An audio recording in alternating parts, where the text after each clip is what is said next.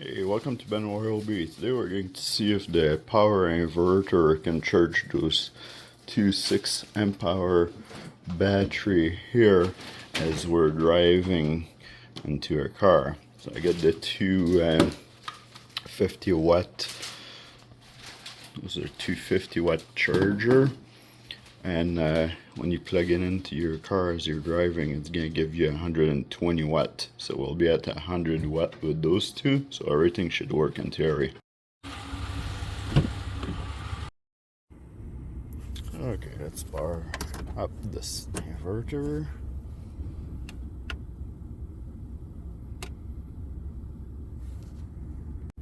Our two battery are just at 1 bar. So I just plugged in both charger. They're both charging right now. We're charging the batteries just fine. We're at 13 volt for charging in the truck, and it takes 75 watt right now to charge everything. So I was going to try the 60 watt charger, the new one that are the faster charger, but the plug are different. They're more like a big rectangle plug, so you can only plug one at the time and you cannot plug anything beside it. Yeah, I wanted to see if we could push it to exactly 120 watt, but we can't, just because of the plug. I might be able to try it with a power bar later on. Maybe that's what I'll do. Yeah, let's see how long this takes to charge.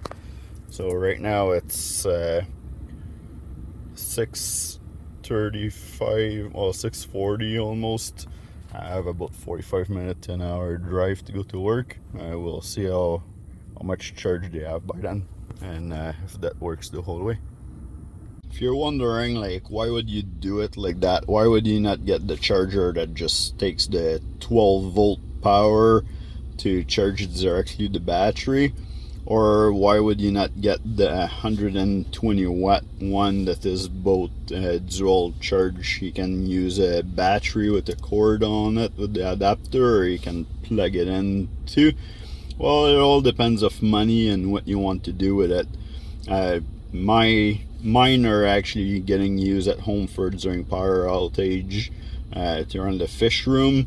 So I need lots of power. That's why I have both of those inverters here.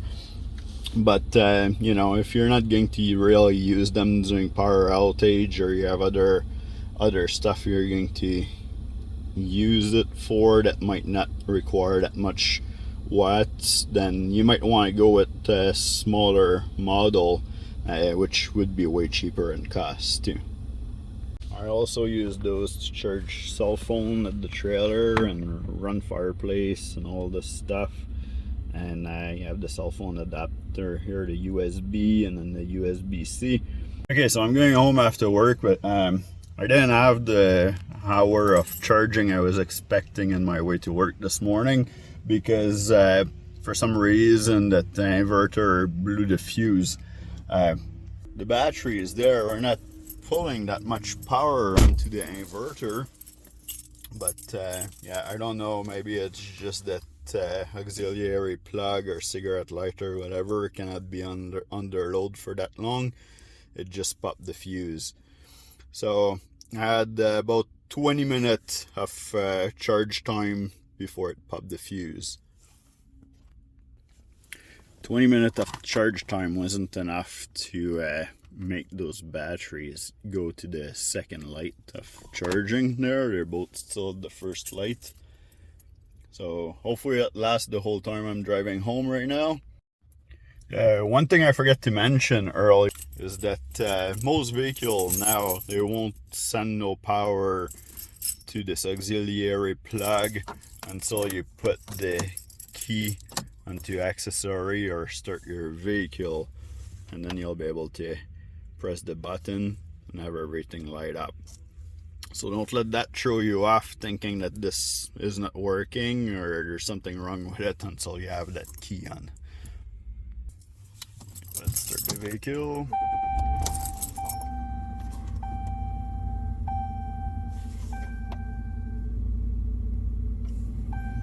It was flashing red like this because it lost power. Because when you start the vehicle, it cuts the power and put it back on. So anyway, now it's all back. We're on the 120. I'm gonna put this onto watts here, and then we'll plug those chargers back in. I had them unplugged because I wasn't sure what was going on at first on my last power. So first one, 37 watt. Even though they're saying they're 50 watt, they don't really charge at more than like 40 watts. And it's the same for the 60 watt one. It won't charge at more than like, 50, 48, 50 watts. Now it might have surge sometimes, so I might like ask for a little bit more. I don't know how those chargers are working right now, so maybe like once in a while they shoot more power to the battery.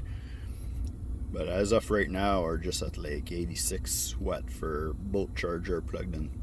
Burning. If I press the button, it goes back to green, and then I'll start charging the plug again, but then I'll go back to red here. I'm gonna try to unplug one and see if it fixes it.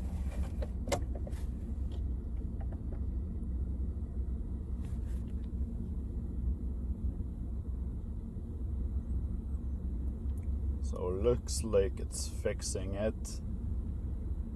I'm not sure if something is tied into this or something's wrong with the circuit board. So far everything is still good. Gonna try to see about plugging the other charger in and see if that was the issue. We'll wait until it goes red again. I'll unplug this charger and we'll reset it. No, it's not the charger itself, so maybe it's just thinking that it's overloading with both of them, even though we're not even at 100 watt.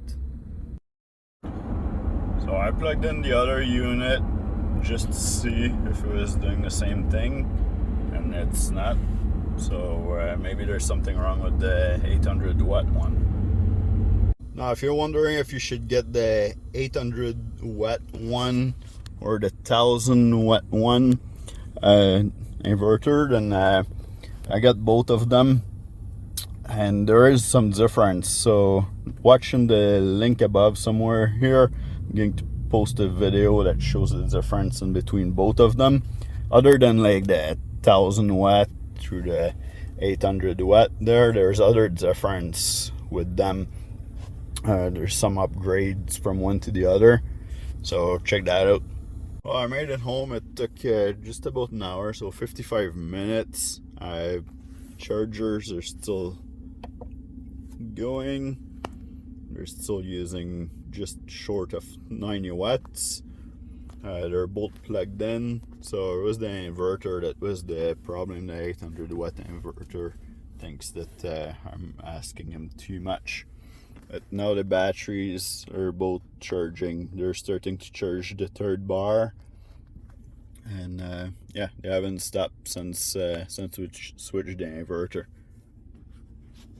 So here you have it. It gives you a little idea that you can charge two batteries at once. So if you're stuck in the forest or going to contract some job out there, or you need to bring power and your battery are not quite charged before you left the house, then yeah, you can do it if you have this. Okay, well, we'll see you on the next video.